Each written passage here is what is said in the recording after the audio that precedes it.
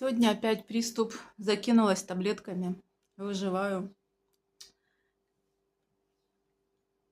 Нездоровая херня эта мигрень, честно. Так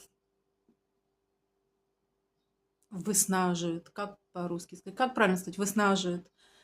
Короче, убивает.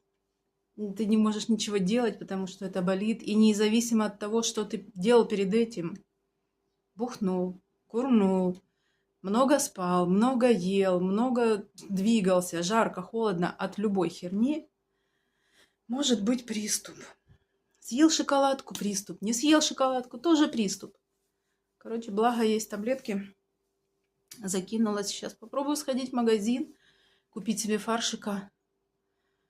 И будут котлеты. А вам желаю крепкого здоровья и хорошего, легкого воскресенья, без боли. Всех обнимаю.